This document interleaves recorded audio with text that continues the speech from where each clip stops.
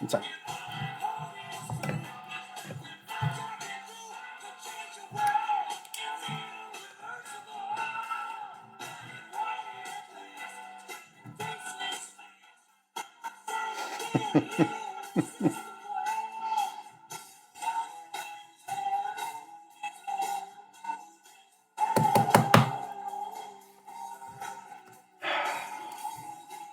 Good stuff.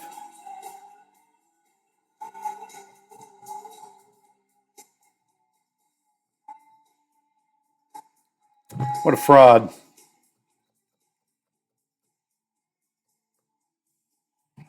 Whatever the fuck happened to the rest of society? Here's a good one. Valley of the Giants. It's from the Bible.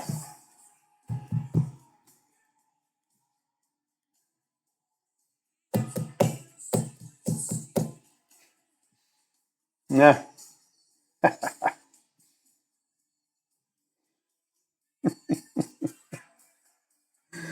Uh, wild times. Mm.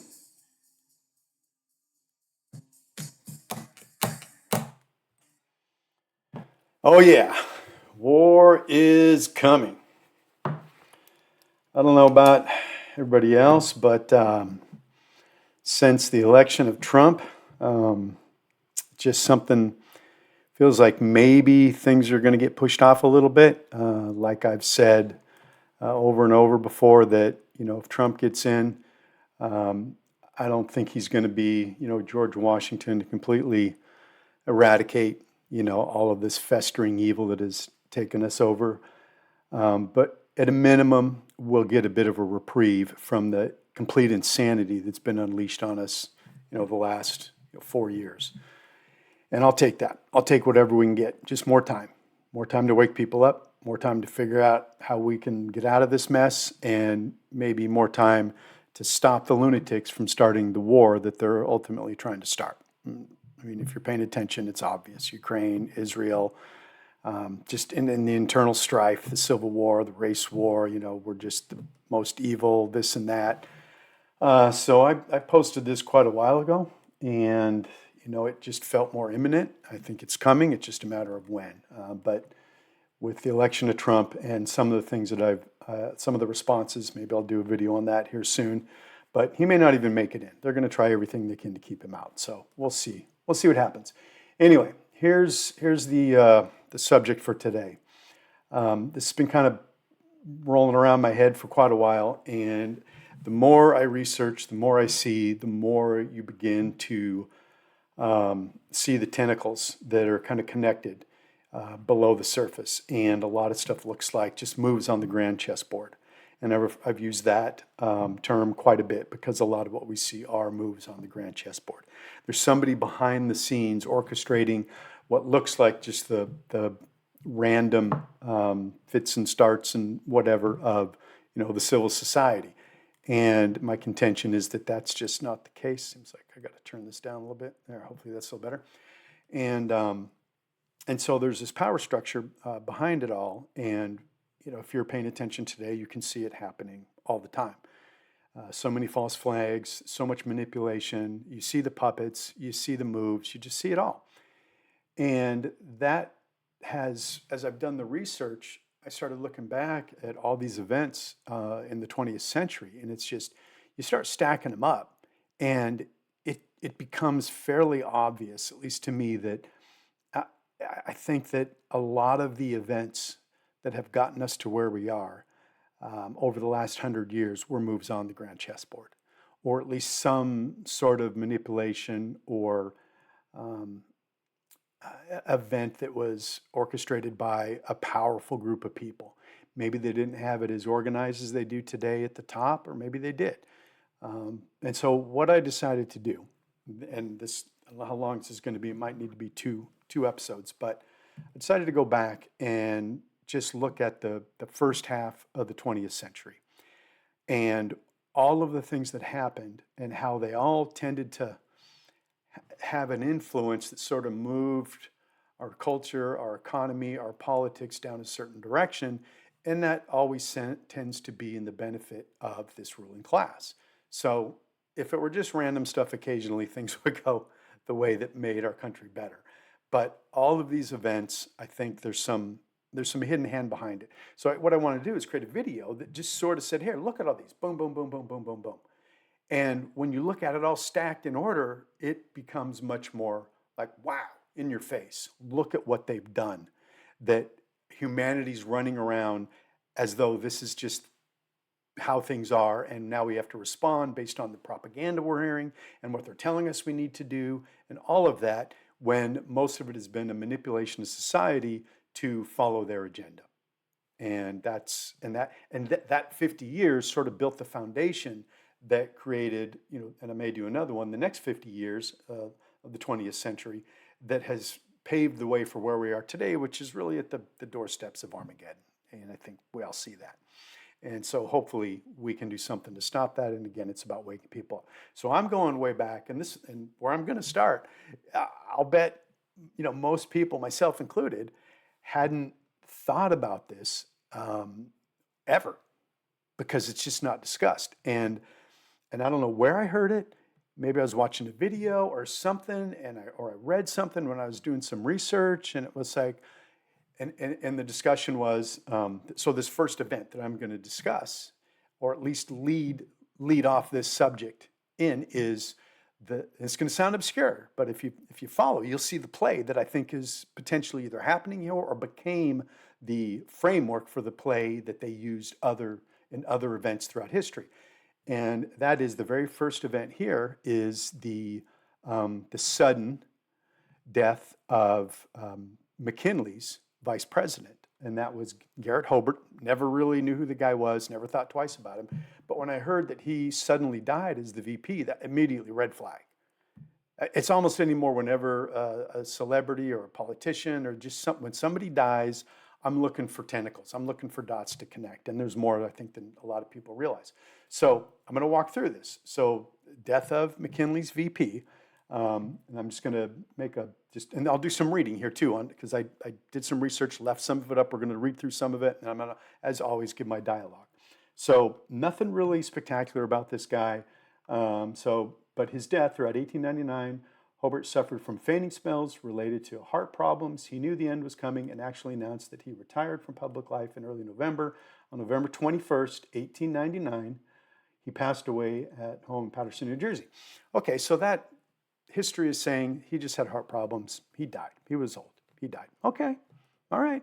And on its face, all right, no big deal. That could be exactly what happened. All right, so let's then fast forward a little bit, and now we're into McKinley. Okay, so McKinley, 1899. The next event is the election of McKinley to his second term. Okay, all right. So what he had to do after his VP died, he had to appoint, obviously, another VP. So he appointed. Do y'all know who he appointed? Probably says it right on here. Anyway, he appointed Teddy Roosevelt. And if you, let's see, I've got it here somewhere. Looks like I might not have kept that one. So he appointed Teddy Roosevelt, and I can swear I had something on that.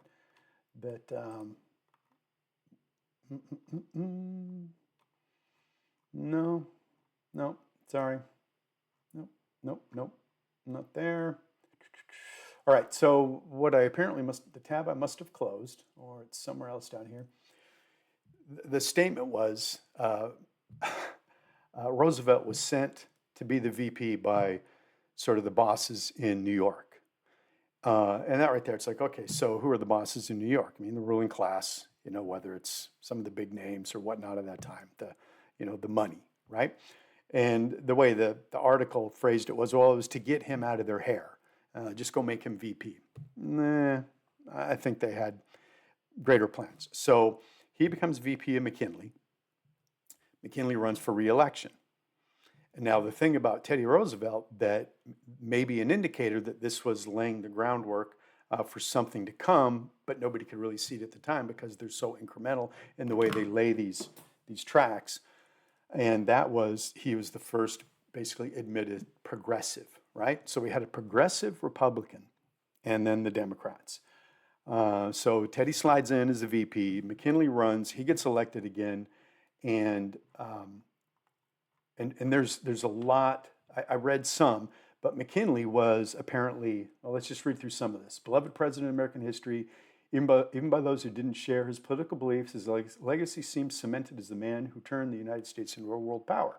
Oh, okay.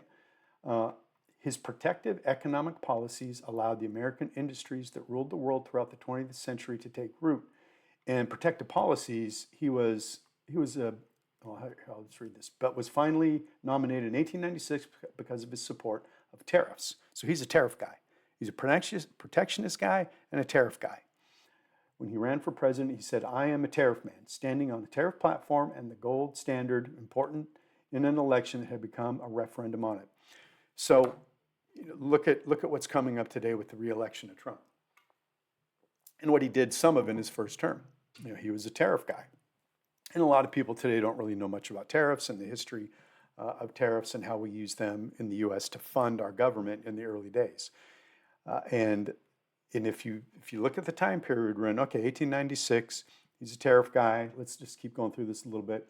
So he won an election in a walk. Coalition of Republicans would use to control the White House for 28 of the next 36 years. So the early 20th century was strongly Republican controlled, the government. And so and who were behind the Republicans, typically kind of the corporate big money interests, and that really was a thing back then. And whereas today you see a lot more support from the Democrats, even though they don't admit it. All right, so entire span would have controlled it for the entire span were not for the breakaway third-party candidacy of Teddy Roosevelt in 1912. If you remember that, he ran on the Bull Moose ticket and split the Republican Party. In at least one House of Congress for the next 32, 36 years. McKinley was strongly protectionist in his economic policy. He was reelected in 1900, this time with the new VP, Teddy Roosevelt. Force of nature, campaigned while McKinley remained in Washington. Here it is. Roosevelt had been put on the ticket by New York bosses to keep him out of their hair. The move backfired with McKinley's assassination, causing Hannah to supposedly remark, now that damn cowboy's in the White House. Roosevelt had been called back from a hunting trip after McKinley's death. All right, so let's read a little more of this. And while McKinley's protective tariffs combined with the natural recovery after the Panic of 1893 allowed large U.S. businesses to develop, they also came to engage in monopolistic practices and skirt antitrust regulations. Roosevelt made it his mission to break trust, and his actions were cheered mightily by the public, which had already warmed to his personality. McKinley had become an afterthought compared to his successor. Okay, so a couple things there. Again, going back to Roosevelt's progressive and what was a progressive back then, and what were they trying to advance back then. I don't really know a lot about that history, but it's kind of a red flag. Okay, so here you have McKinley, protectionist, tariffs, and he gets assassinated. And he gets assassinated in 1901. So 1899 VP dies, 1900, and he appoints Teddy Roosevelt. 1900, re-election, gets back into office for another full 4 years. Shortly after he gets in, 1901, right? And it was middle of the year. Anyway, let's see, is it on there? Yeah, the assassination. All right, so let me just. So anyway, I'll get to this in a minute. So he gets assassinated not long after, he's sworn in to a second term. And so to me, those events, VP dies, they drop in their guy, main guy gets reelected, main guy gets taken out, their guy now is president. Didn't have to suffer through the scrutiny of a presidential election. So now they got Teddy in office. And once you're in office, look at Kamala Harris. Once they anointed her as the VP, on her own name, she couldn't get 2% of the vote during the primaries back when she ran. But as the sort of, crowned the next person, here she is out there getting 40-some% of the vote and whatnot. So it just shows the power of that position. So they were able, if this is truly a false flag, they were able to get him into office. And, we know what comes after that, right? So now the progressive Teddy Roosevelt is in office. And so let's talk a little bit about, okay, so if this is a false flag, that means the guy that shot McKinley, which they always want you to believe it's some random nut, who's on a, he's got a position on something and he's going to take out the president because that's what needs to be done for the good of humanity, right? All right, so front of the line stood 28-year-old Leon Zalgaz, whatever, shy, brooding, former steel worker and avowed anarchist. He had arrived in Buffalo only a few days earlier and purchased a .32 caliber Iver Johnson revolver, the same type of weapon that another anarchist had used to assassinate the Italian king. All right, so they used the same gun, whatever. It was in my heart. There was no escape for me. He later said, all those people seen bowing to the great ruler. I made it my mind to kill that ruler. And let me get down here. All right, so, and here's another potential tell, all right? .32 caliber slug still inside him. McKinley seemed to be on the mend in the days after the shooting. Doctors gave enthusiastic updates on his condition. So he survived the assassination attempt, and he was in the hospital in stable condition. He was awake, alert, and even reading a newspaper. Vice President Theodore Roosevelt was so pleased with McKinley's progress that he took off on a camping trip. Convenient, get out of town. You have nothing to do with it. I'm way away on a camping trip while the president's in the hospital potentially at risk of dying. That doesn't make a lot of sense, right? But see how they frame it? They're just so good at manipulating reality. Oh, he's in such good shape. I'm just going to go on a trip. And that is their cover. It's like, well, I was out of town. I have no idea what happened. Could have been anybody. Right, so, camping trip in the Adirondack Mountains. You may say that I am absolutely sure that the president will recover. He's kind of selling it pretty hard there, right?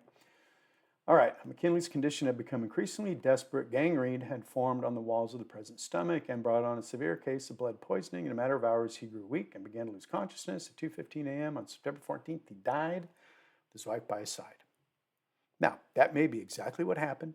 All this could be just random, or they were hell-bent on taking him out.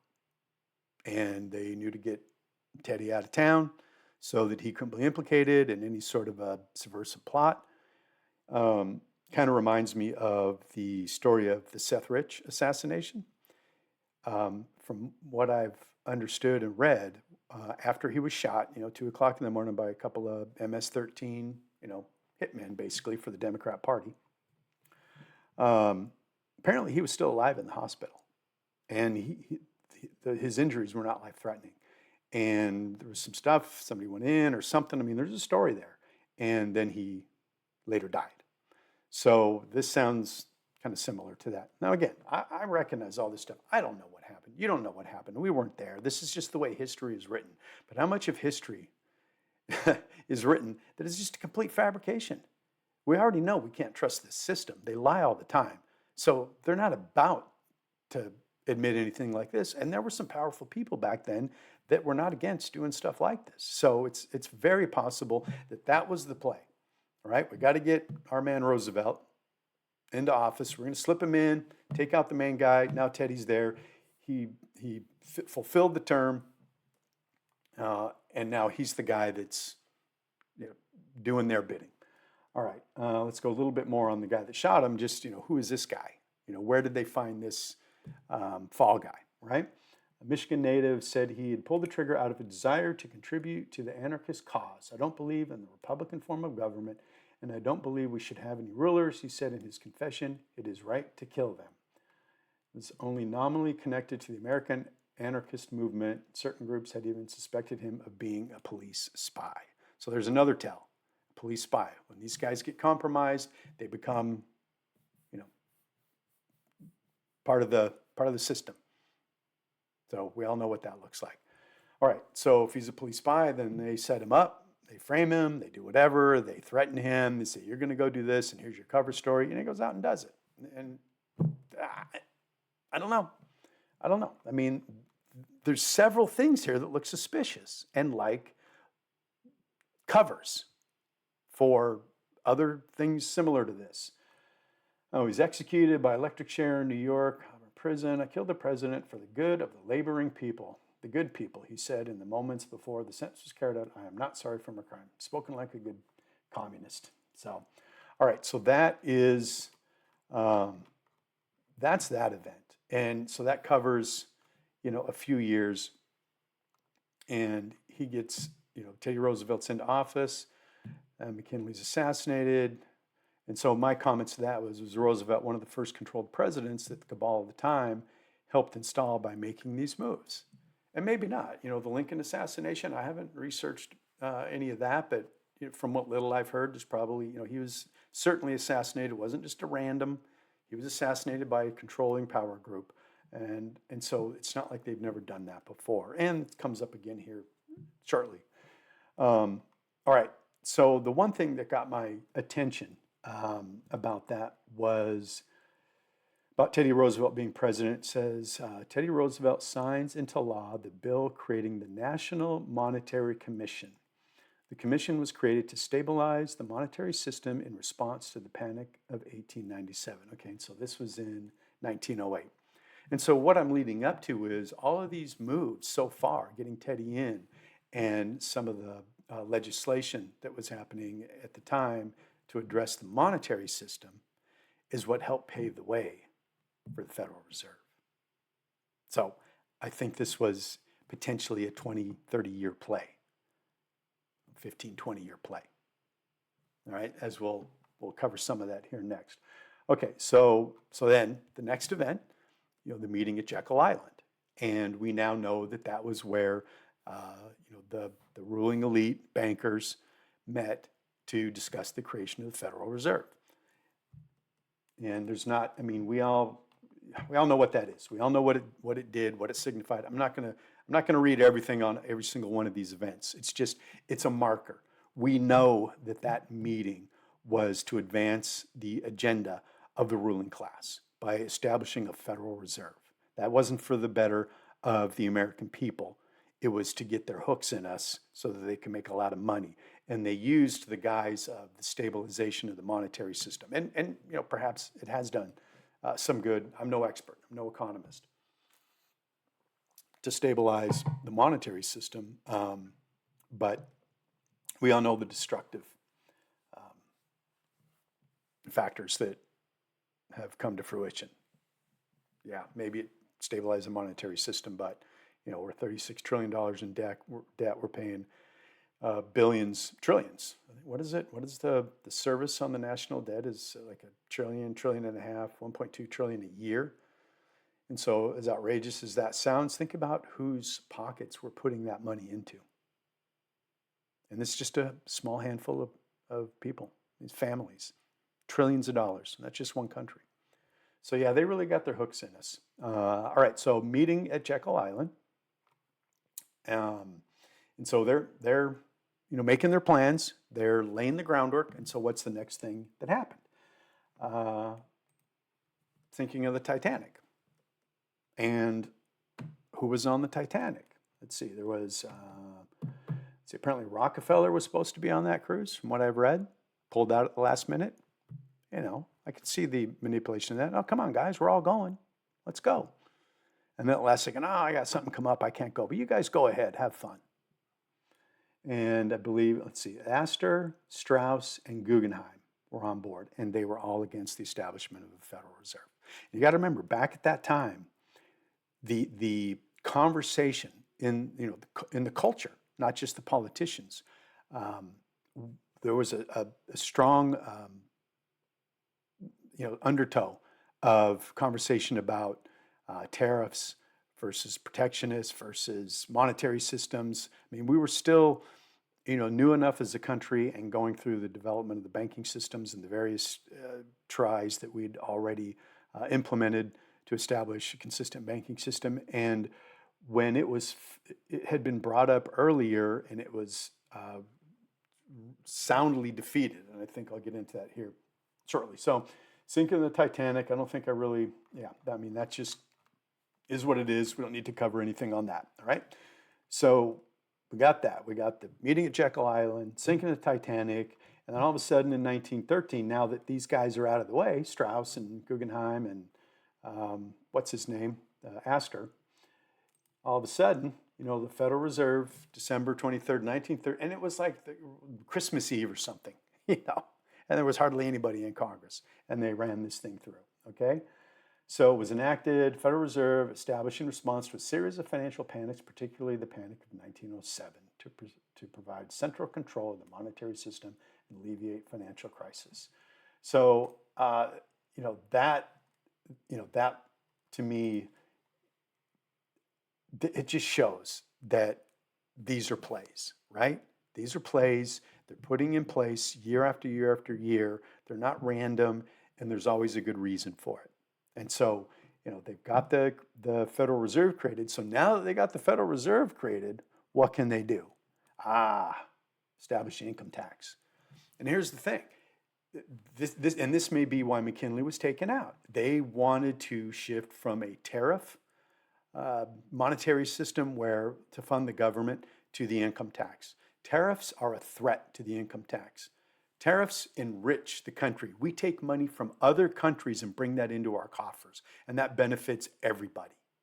And if you look at the system that's been set up today, that's not the plan. And the only way to weaken America is to suck the money out. So we pay our income taxes. They're stealing it, robbing us blind, left and right, and a big chunk of that goes to pay the service on the national debt. Trillions go into the ruling class's pockets, the elite's pockets, versus bringing all those tariffs back into America, making that money stay here, and being able to make the country richer. By 50s, mid 50s, we had 50% of the world's wealth. We were a strong country. Well, one of the ways that has weakened that is the federal income tax, and we have suffered mightily. And if you were to ask the average person that was alive back in 1913 when that was created, and you told them, hey, we're paying close to 50% of our income to taxes, they'd probably say, you're a slave, you're an idiot, you're stupid. Why are these people that are inflicting this on us still in power? But they've done it incrementally. They have really mastered the science of incrementalism. We can be tricked pretty significantly if it's little by little. All right, so Taft established the income tax in 1913. Howard Taft, let's see, I think there's a little bit here that I might have, here we go.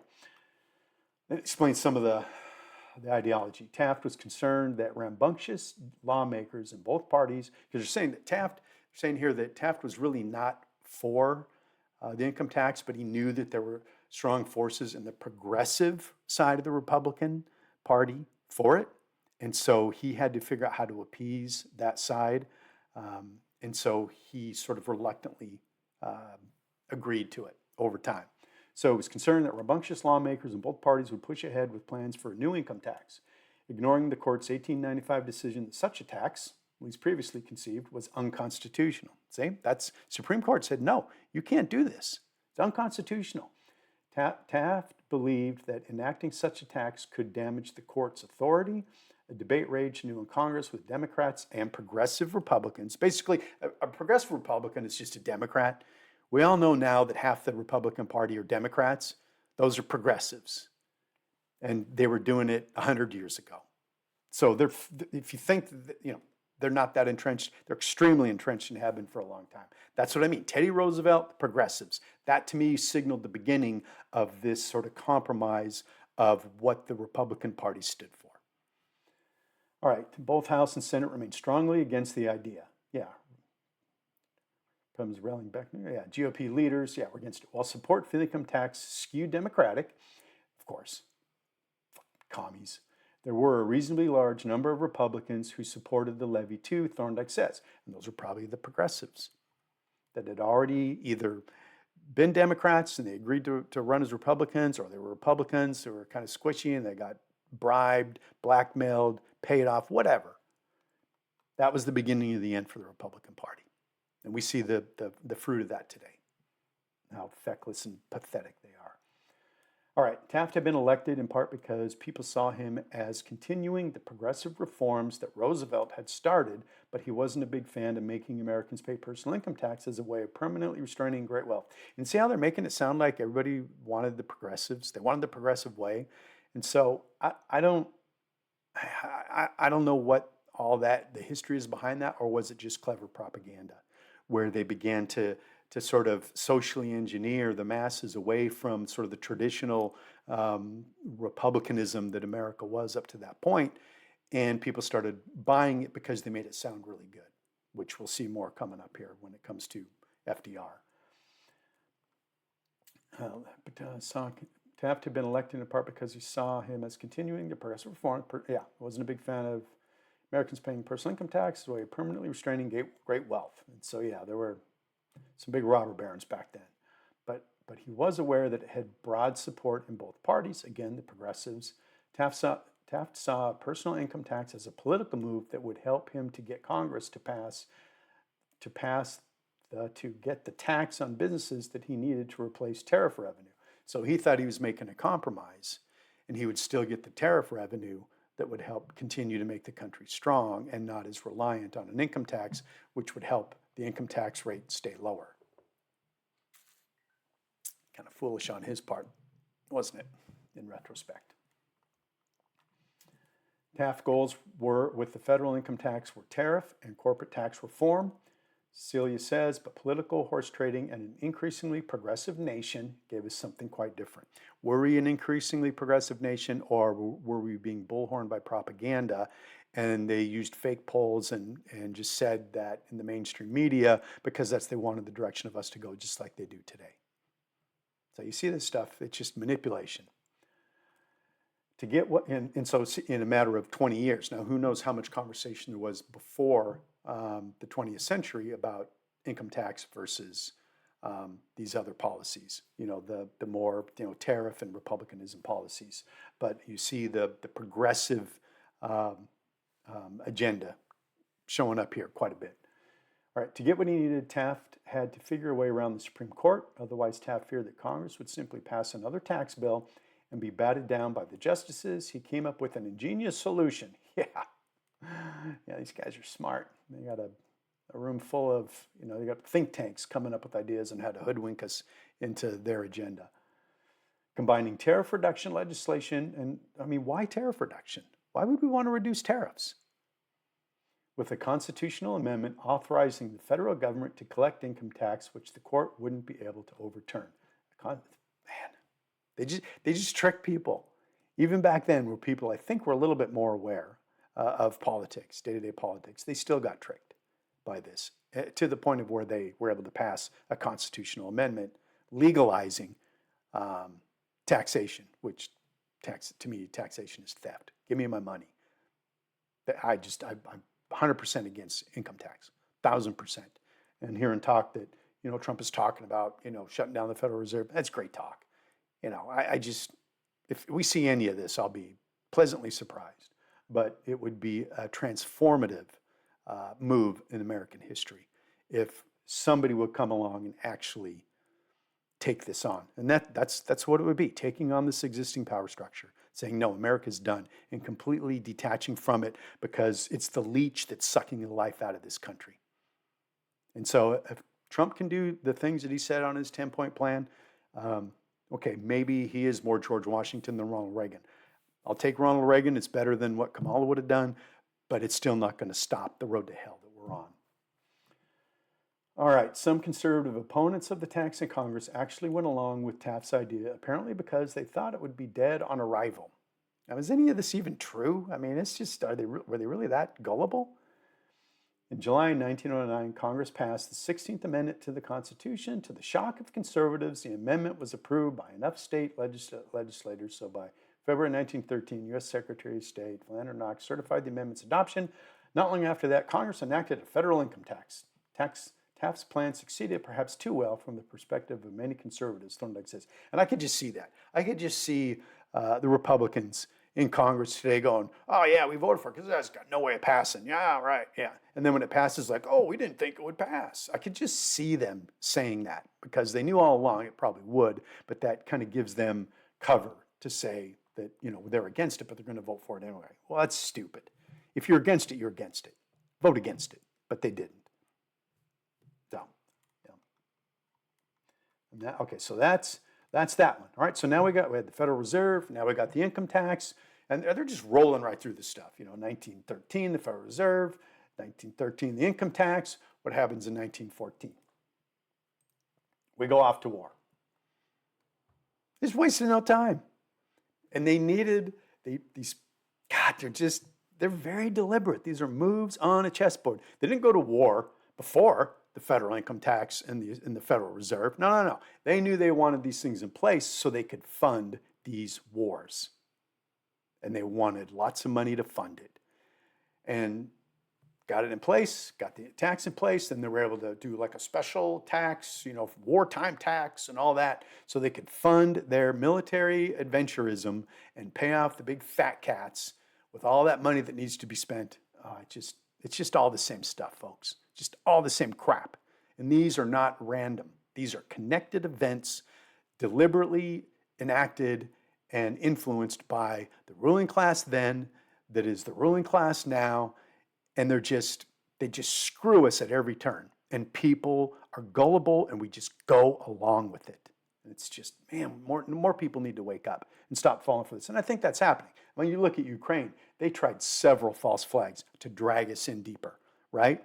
And they were immediately flushed out and exposed as the false flags they were, and it didn't work. It didn't work. We would have been in full-blown Vietnam-level war in Ukraine had those false flags worked like they would have 50 years ago. So they're scrambling because their stuff isn't working anymore. So a lot of people are waking up, and that's a good thing. All right, so real quick on this one, this is basically one of the touchstone that started the war. All right, the assassination of Archduke Francis Ferdinand of Austria. All right, that the assassination, and this is written from like back around that time. This is sort of a reprint saying this is what they were saying at the time. At the time, okay? Listen to this. That the assassination of Archduke Francis Ferdinand, the heir to the thrones of Austria and Hungary, and of the Duchess of Hohenberg, his consort, was the result of a widespread plot, the extent of which the actual actors were perhaps unaware of, now appears to be beyond doubt. In case the attempt on the Archduke's life in Sarajevo failed, other bombs, it is stated, were to have been exploded on the railway as the royal train was on its return journey from the Bosnian capital. Serious disturbances have taken place in Sarajevo and other towns in Bosnia and Herzegovina. And it says, assassination was a conspiracy. They wrote that in 1914. So there were factions that knew. And so was it just the American populace, wasn't paying attention, or we knew, but that started the war, and maybe America didn't care because we did not get dragged into the war until a couple years later. All right, so war starts. False flag, Archduke Ferdinand, Austria and Germany are aligned against France, Britain, and Russia. All right? Okay, so let's fast forward a little bit further. What comes next? Sinking of the Lusitania. And man, there's some good stuff on YouTube on this, which I'll point to here in a second. All right, so and if you haven't already done the research, let me read a little bit about it here, okay? And then I'll add if it doesn't cover it here. World War I started in July 1914 between the Allies comprising the UK, France, and the Russian Empire, and the Central Powers of Germany and Austria-Hungary. Later in the war, the US, Italy, and Japan joined the Allies, and the Ottoman Empire and Bulgaria joined the Central Powers. People of the US were not interested in joining the war. US bankers and businessmen, however, were making a sturdy profit from war bond trading and munition sales. J.P. Morgan was brokering war bonds and making commissions on both the purchase and the sale of them to finance the Allied cause. He had approximately $1.5 billion in loans out to France and England. Morgan was also heavily invested in shipping lines, including the British White Star Line, that were supplying the Allies with food and ammunition supplies. J.P. Morgan had much to lose if the Allies lost the war and defaulted on his loans, bonds, and shipping contracts. So these guys are just making money hand over fist with this war. All right, so just this, I think, lays some of the background here. Just before the Lusitania sailed in May, Churchill wrote this memo to Walter Runciman, president of Britain's Board of Trade. It is most important to attract the neutral shipping to our shores in the hope especially of embroiling the United States with Germany. So they needed to get us involved, they felt. For our part, we want the traffic, the more the better, and if some of it gets into trouble, better still. Yeah, neutral shipping, because what was happening, the U-boats were began firing on what's considered neutral shipping and weaponry and whatnot, passenger ships and things like that. German U-boats started firing on them. Very controversial and helped drag us into the war. All right, the German embassy in the U.S. paid for an advertising warning in 50 U.S. papers in 1915 that the Lusitania was at risk for destruction and travelers should embark at their own risk. The U.S. State Department intervened, though, and only one paper, the Des Moines Register, ran the warning. So here they're saying that it's dangerous, and there was a lot of back and forth that happened regarding the Germans firing on the U-boats, or German U-boats firing on the passenger ships and whatnot. And so there was some knowledge that this was happening, and here you have our government suppressed that knowledge that there was already threat that it was going to be shot at, the Lusitania, and it was following a path that other ships had gone, and they suppressed that and only allowed it to show up in one newspaper in Des Moines, Iowa. It's just diabolical. So, I mean, were they as satanic and evil then as they are now? I mean, I don't know. But allowing this and encouraging it to go through does give me some pause. Like, why didn't you allow that communication to go out? All right, let's see. The Lusitania set sail for Liverpool May 1st, 1915 from New York Harbor. It was carrying millions of rounds of ammunition and shrapnel, and that's a controversy because at first they denied it. And they said it was, they convinced the American people that it was only carrying passengers. And so that's the false flag. The previous captain, Daniel Dow, had resigned because of mixing civilian passengers with munitions. The ship was to have a British battleship escort called the Juno, but was recalled before the rendezvous. It's like Rockefeller decided, well, I'm not going to go on the Titanic, but you go ahead. So they say, oh, you're going to have an escort. Oh, last second. No, you don't. Just kidding. You start to see their MO after a while.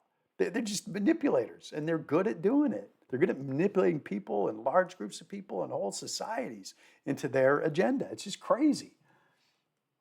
All right. We're called before the rendezvous in spite of the knowledge that the U-boat was active in the path of the Lusitania. On May 5th, the U-boat 20 sank the schooner Earl of Latham. On May 6th, it also sank two more ships, the Candidate and the Centurion.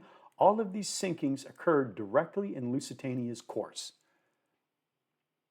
The Lusitania was given orders under the premise of saving coal to only run 3 of 4 boilers, which would slow the vessel down considerably. No escort, didn't warn the people.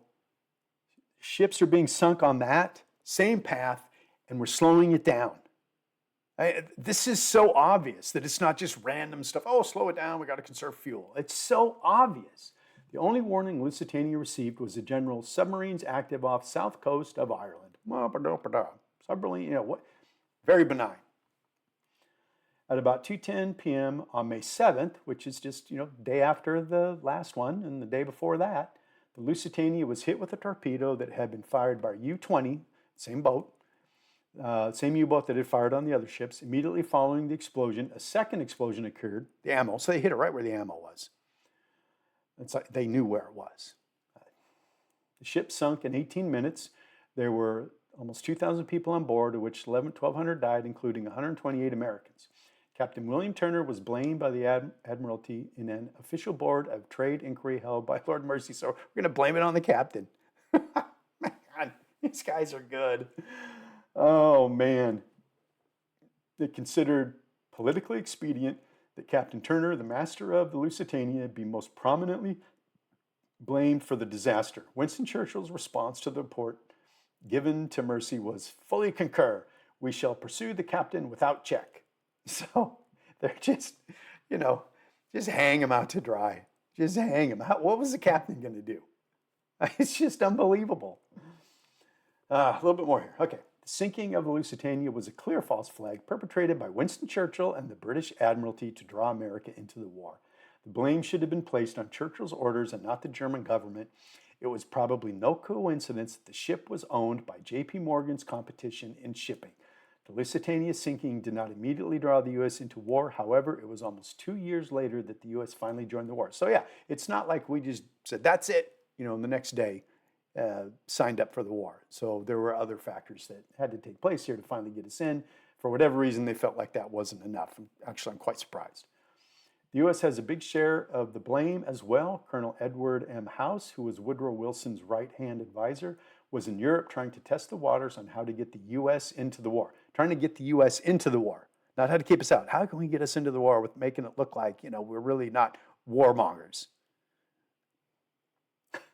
Wilson had to remain to appear as anti-war since he ran on the 1916 presidential campaign slogan, "He kept us out of war." They're just liars, especially the fucking Democrats, man. They're just dirtbag, filthy fucking liars.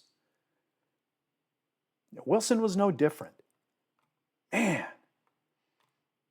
God, and people fall for it. People keep falling for these con jobs. All right, let's keep going. Colonel House came up with a scheme. There we go. How can we manipulate the people to getting this done? To make it appear that the U.S. was trying to broker peace with the Axis powers. The peace offering would be unacceptable to the Germans, so it would seem as though the U.S. had attempted diplomacy. This is a memo from Walter Hines Page, U.S. Ambassador to England, dated February 9, 1916. House arrived from Berlin, Paris, full of the idea of American intervention. Right. First, his plan was that he and I, in a group of British cabinet, Grey, Asquith, Lloyd, George, Reading, etc., should at once work out a minimum program of peace, the least that the Allies would accept, which he assumed would be unacceptable to the Germans. So it was set up to fail from the beginning. They never wanted peace. They wanted a pretense for war. And that the president would take this program and present it to both sides. The side that declined would be responsible for continuing the war. Of course, the fatal moral weakness of the foregoing scheme is that we should plunge into the war, not on the merits of the cause, but by a carefully sprung trick. That's written from The Strangest Friendship in History, Woodrow Wilson and Colonel House George S. Varick. Right, so it's just more of their trickery. Let's go down here a little bit further, and then it'll be that. Wilson had an agenda to bring in his vision of world government under the League of Nations, that's where that came, and saw World War I as his opportunity to do so. The plans of Churchill, Wilson, Morgan, and House to get the U.S. involved in the war came to fruition on April 16, 1917, when the U.S. formally declared the war. So, I mean, that statement right there, you do the research. So Wilson, obviously a globalist. This has been on the agenda. I've brought up in other videos that you can read a book called The Open Conspiracy by H.G. Wells. It was written in 1928. Lays it all out. Their plans for world government, 100 years ago. So is it real? Is it not real? You decide. All right, and if that is not enough, okay, so Woodrow Wilson kept us out of war. Supposedly now they're behind the scenes trying to drag us into war. But there's one more thing. Let's first just if you want to do a deep dive on the sinking of the Lusitania or even some other subjects around that time, this channel, Carnage on Ice, some great videos. It's not very many. I think there used to be a lot more, but YouTube probably took them down. This is a 3-hour deep dive that I watched a couple years ago on this. And I mean, he gets into the weeds on this stuff and just goes through just unbelievable evidence and incidents and everything involved around that time. Just really, really good research. And he's got several of these around other similar subjects. Just really good stuff. So Carnage on Ice, which is a great name anyway. I don't know why it's on ice, but whatever. It's good stuff. All right, so what happens next? The secret history of the Zimmerman telegram.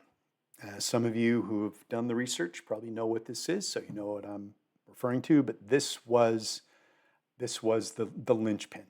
And I've written posts and stuff on social media and posts on my blog that, all these, like in Ukraine, all these false flags that they ran in Ukraine, blowing up Nord Stream, firing missiles into Poland, saying that it was Russia, and there were a couple others, and they just didn't buy it.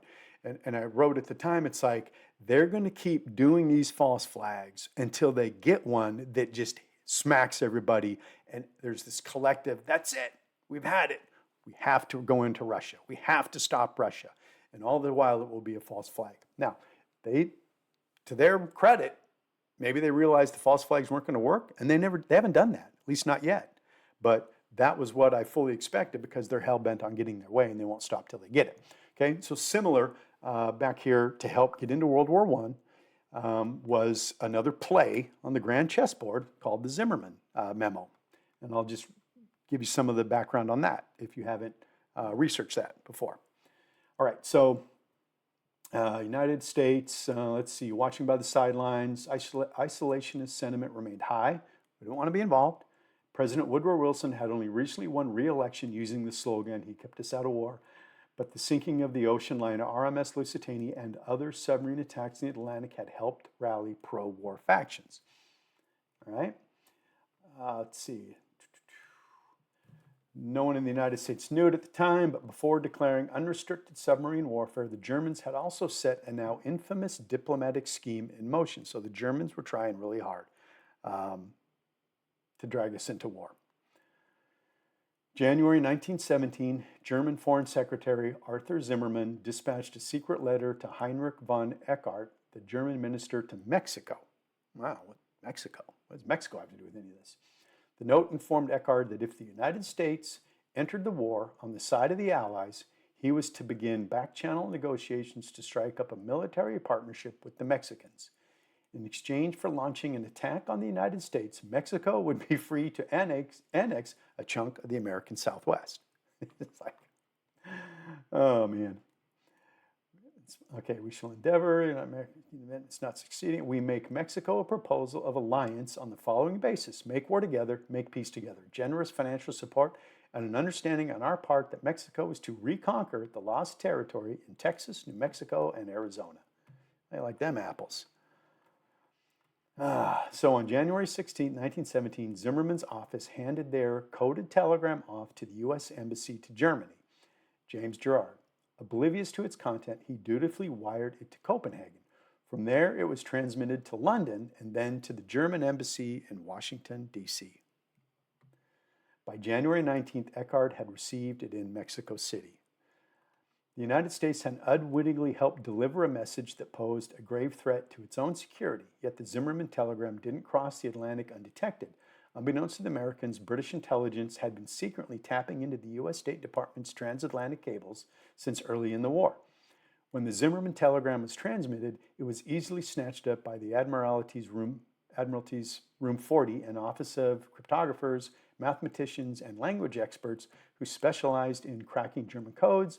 On January 17th, 2 days before the telegram arrived in Washington, a British cryptoanalyst named Nigel de Grey decoded the note. Recognizing its strategic value, he immediately strode into the office of Room 40's chief, Captain William Reginald Blinker Hall, and asked him a question. Do you want to bring America into the war? Protocol demanded that Room 40 immediately share its intelligence with the British Foreign Office, but Captain Hall chose to keep the Zimmermann telegram under wraps for several weeks. This may be a very big thing, possibly the biggest thing of the war, he told Gray. For the present, not a soul outside this room is to be told anything at all. Hall had several reasons for biding his time. Releasing the letter would have not only revealed to the Germans that their codes were broken, it would have also tipped off the Americans that the British were snooping on their diplomatic communications. And they didn't want that to happen, obviously. The British hoped that the resumption of unrestricted submarine warfare would be enough to draw the U.S. into the war, but when the program finally began on February 1, President Wilson limited himself to severing diplomatic relations with Germany. It was only then that Hall decided to reveal the ace up his sleeve. In order to conceal the original source of the document, the British Foreign Office got its hands on a second copy of the telegram from when it had been transmitted between D.C. and Mexico City, claiming they had originally intercepted it in Mexico. They then presented it to the American Embassy in London. By late February, news of the communique had reached Woodrow Wilson, according to Secretary of State Robert Lansing. When the president was told of its scandalous contents, he repeatedly exclaimed the words, "Good Lord." On March 1st, 1917, the full text of the note was published in American newspapers. There it is. while some of the country's pro-Icelandist publications dismissed it as a British-made fake, which it might have been, the whole thing might have been fake. Others considered it the last straw. See, there it is, the last straw. That's what they want to get you to, your last straw. They're going to push you and push you and push you and pull at your emotions and put you in fear and put you in whatever they can till you get to your last straw and you finally capitulate to their demands. That's what they've been running on us for over 100 years. So the last straw for American neutrality, the thing long dreaded, has come. The Los Angeles Times wrote, "We are virtually at war today." The president wavered over the issue for several weeks, but on April 2nd, 1917, he appeared before Congress and asked for a declaration of war against Germany, what Wilson had wanted all along. During his address, he cited the Zimmerman telegram as evidence that the Germans had attempted to stir up enemies against us at our very doors. Yeah, Germany wasn't trying to drag us in. They were trying to run a play on us. British was trying to drag us in. All right, so, I mean,